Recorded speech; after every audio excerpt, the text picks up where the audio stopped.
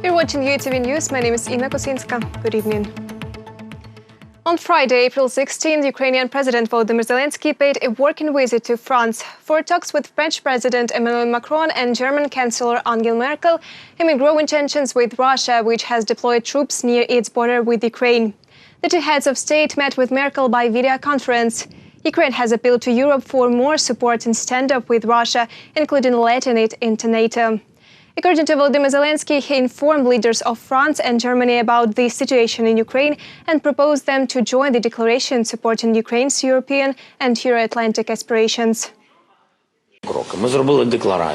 We have prepared a declaration which we suggest our partner states to EU member states, other countries. They sign this declaration if they support Ukraine's aspiration to become a member of the European Union. Frankly speaking, a number of countries have already signed this declaration, and there are also states which are studying it at the moment. I told Mr. President of France details of this declaration and suggested him to support Ukraine. Secretary-General Jens Stoltenberg called on Moscow to withdraw troops from the uncontrolled territories of Ukraine. He announced this at a joint press conference with Ukrainian Foreign Minister Dmytro Kuleba on Tuesday in Brussels. Who else supported Ukraine in the fight against Russian aggression? Our correspondents will tell.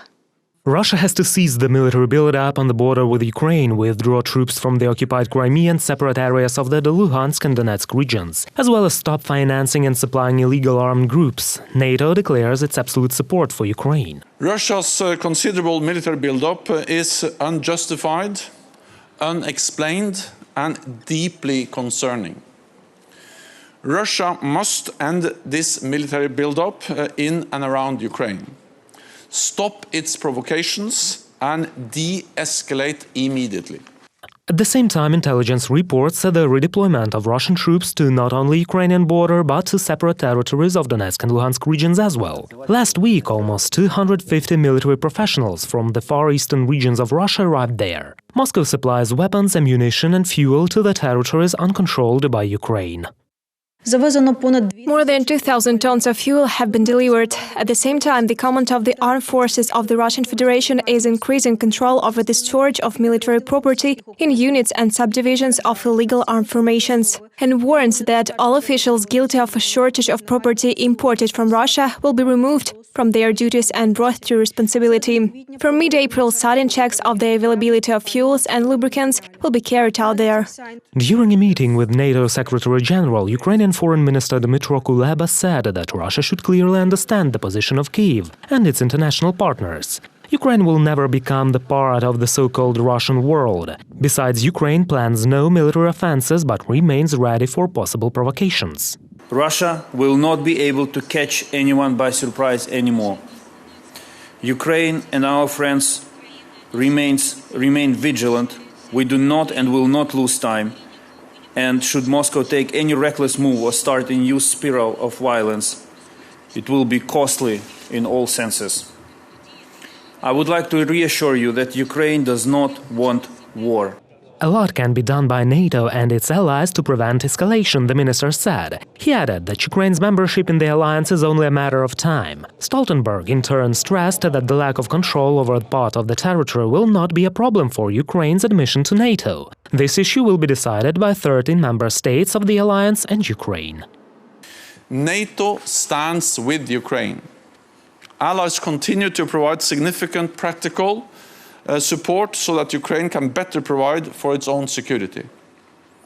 Ukraine's new status as an enhanced opportunity partner demonstrates how both sides benefit from our long-standing partnership.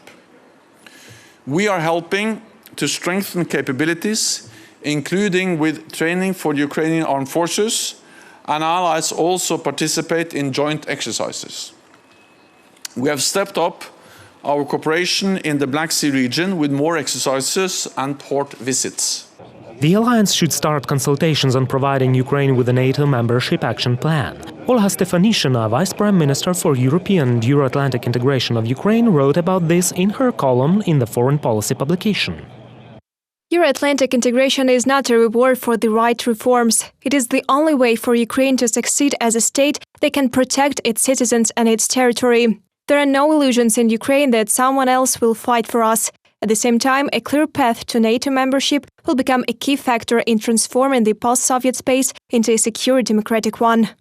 In Brussels, Minister Dmytro Kuleba met with US Secretary of State Antony Blinken, who said that Washington would firmly stand for the sovereignty and territorial integrity of Ukraine. And I'll be consulting with our close NATO allies and partners in the days ahead about the situation.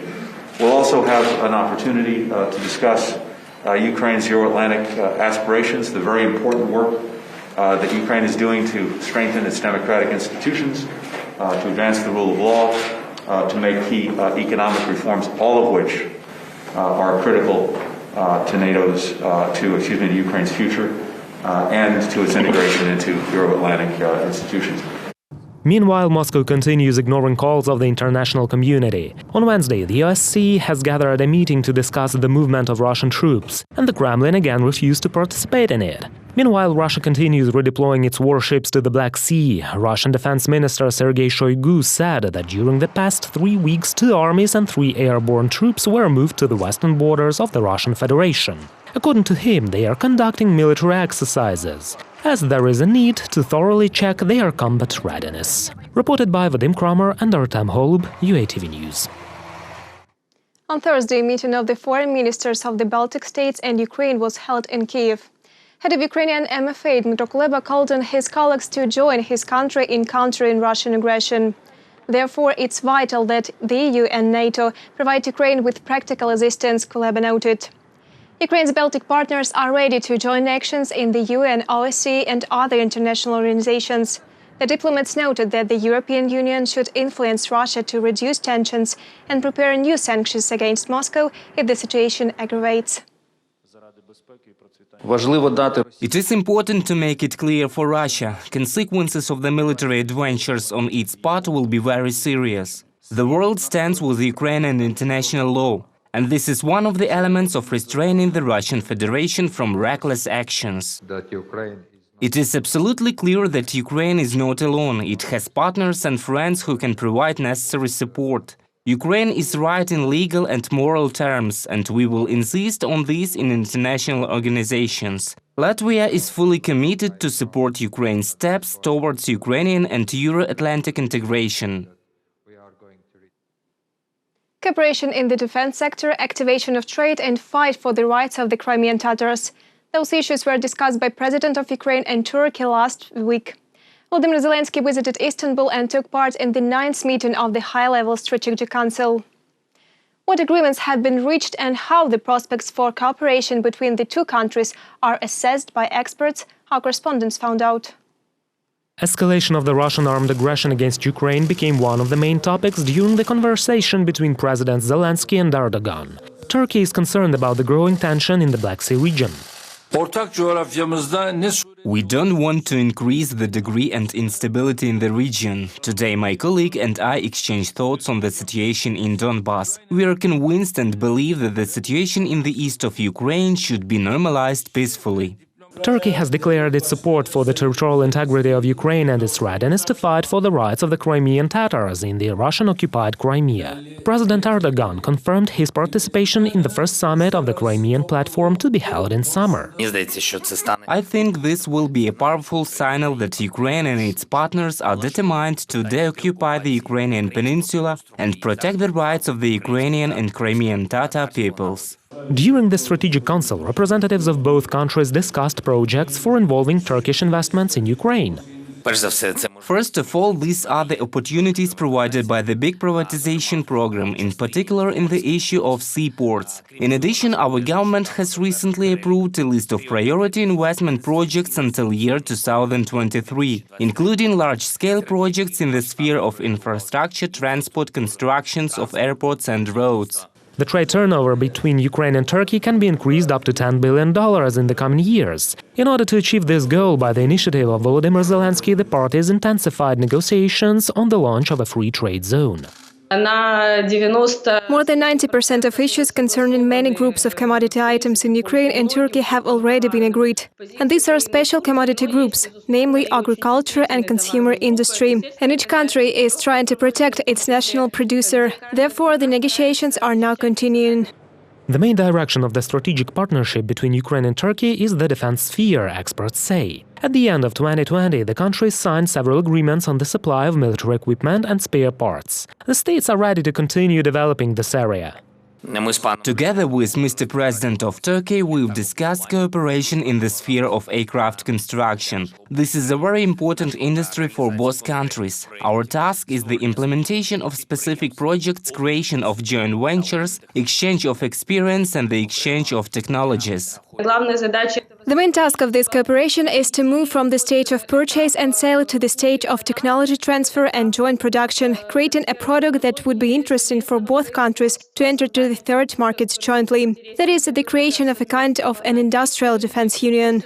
In a joint declaration adopted during the meeting of the Strategic Council, Turkey supported the prospect of Ukraine's membership in NATO and promised to help maintain stability in the Black Sea region. Reported by Vadim Kramer and Yulia Krychkova, UATV News.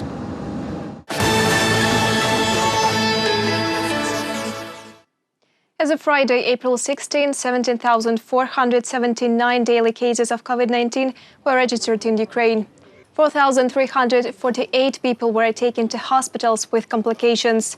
438 patients died and more than 12,000 Ukrainians recovered.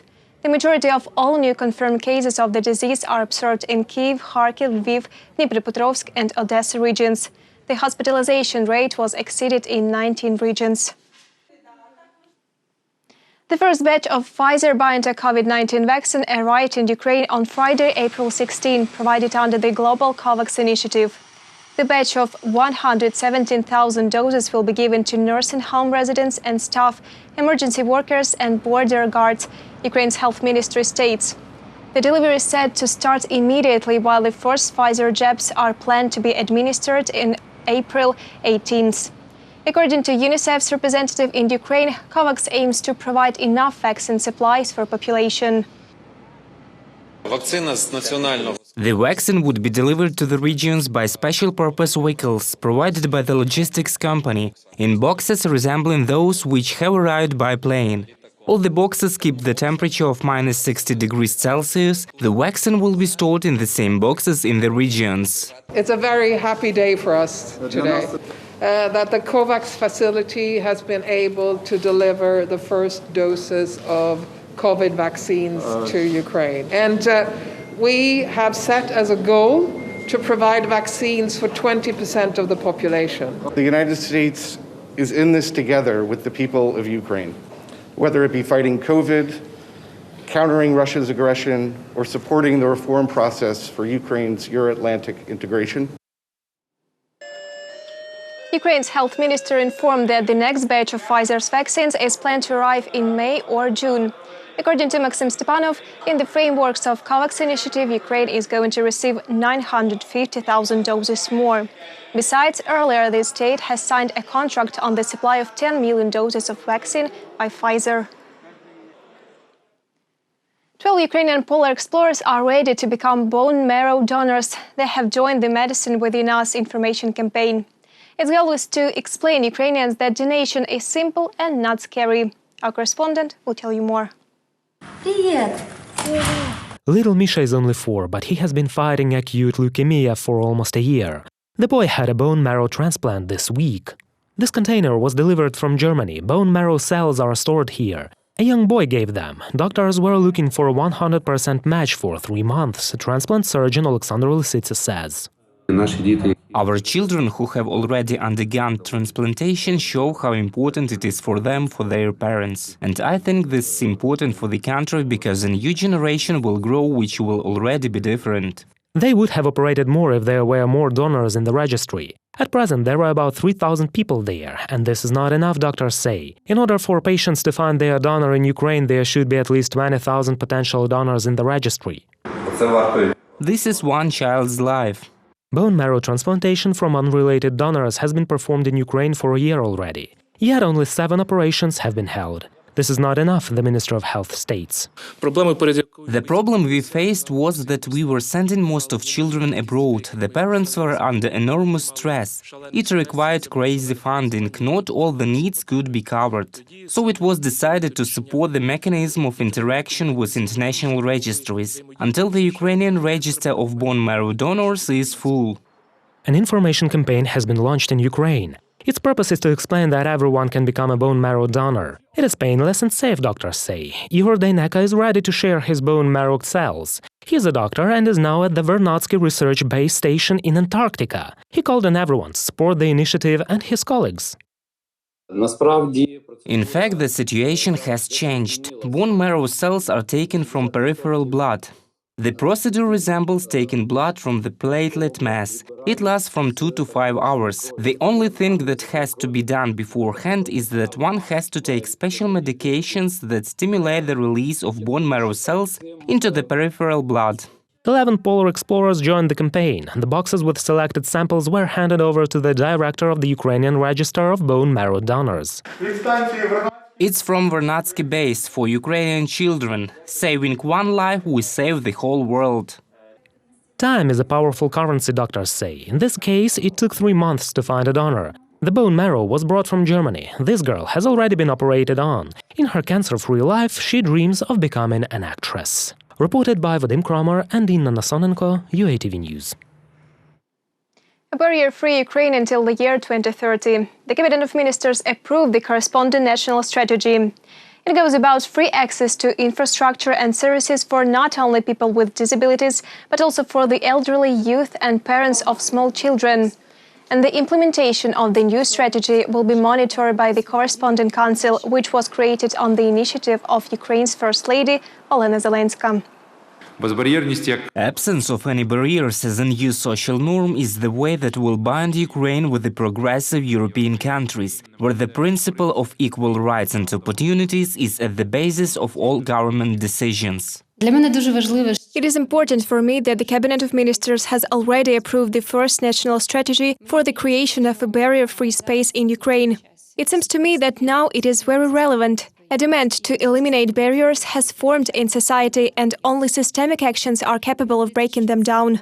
Strategy is the first and very important step. Our mission is to make accessibility a new social norm and provide all people with equal opportunities in all spheres of life. The President has signed a law that equates electronic passports to paper ones. The digital analog for the paper document can be used while traveling inside Ukraine, by plane or by train. They can be presented at medical institutions, banks, hotels and the post offices, as well as when confirming the identity at the request of the police. The law will come into force on August 23rd.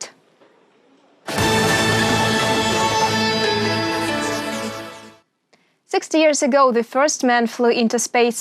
On April 12 in 1961, Yuri Gagarin was the first to see our planet from above. This historic launch was led by Ukrainian Sergei Korolev. And the talks of the first man in Earth orbit were recorded by a tape recorder designed in Kyiv. Our correspondent will tell you more about the past and present of the Ukrainian space industry and its prospects. Over the years of independence, we have made 169 launches of Ukrainian-made carrier rockets or rockets with a large number of Ukrainian components. We have launched 385 satellites during this time by the orders from 25 countries of the world. This is quite a significant result. On the day when the world marks the first flight into space, the Ukrainian State Space Agency is making plans for the future of national space industry. At present, Ukraine is a significant player in this sphere, says head of the agency's public counsel Eduard Kuznetsov. In addition to the image of the country, being a space power is beneficial as well. Probably our leaders of the state don't know this, but every dollar invested in the development of space industry brings $14–15 in profit. Having about $1,800,000 of funding, we brought more than $35.5 million to the budget annually. President Volodymyr Zelenskyy promised to pay special attention to the development of the space sector. He called the launch of a new Ukrainian satellite one of the main tasks for the current year. With its help, Ukraine is going to resume its presence in the Earth's orbit. We should do everything, and each of us should make a significant contribution in order that Ukraine prove its status of a space-exploring state. Currently, Ukraine is a member of the club of 13 space states. Ukrainian scientists and spacecraft designers have contributed much to the development of the industry. All the words of Yuri Gagarin during the first flight, starting from the well-known "Let's go," were recorded by a tape recorder made in Kyiv. The direct radio communication was provided including from Simferopol radio point number 10. And after the historic flight, more than 500 Ukrainian designers and engineers of rocket and space technologies, as well as 15 Ukrainian scientists, received the highest awards. One can know the role Ukraine played in the history of space conquest in Kyiv Planetarium or in the National Polytechnic Museum. Gagarin's flight lasted 108 minutes. It was just necessary to provide communication with the cosmonaut. Here is the Zarya tape recorder, which was used on board to record Gagarin's talk with the Earth. It was made in Kyiv indeed. And Leonid Kadeniuk became the first astronaut of the independent Ukraine. In 1997, he took part in one of the NASA programs. This capsule also went into space in 1984. This is a real spacecraft that has been in flight. It was created under the technical guidance of Serhiy Korolov, who studied at Kyiv Polytechnic Institute. The apparatus of a kind was suggested by Korolov for Yuri Gagarin, the first man to fly into space. Reported by Vadim Kramer and Danilo Kobza, UATV News. A live stream from Antarctica. Ukrainian polar explorers conducted an online Instagram tour at the VERNADSKY research base. The first live broadcast was organized on April 11th after the scientists got unlimited internet access. This time, biologist Artem July told how polar explorers work and rest, and immediately answered the questions that viewers asked on social media. Artem also demonstrated the main inhabitants of the ice continent, penguins, and explained what research has been carried out at the station. At the end of March, the 26th Ukrainian expedition left for Antarctica. 12 participants will spend a year there. That's all for this hour. More updates on our official website, YouTube, Twitter and Facebook pages. Thank you for staying with UATV channel. Goodbye.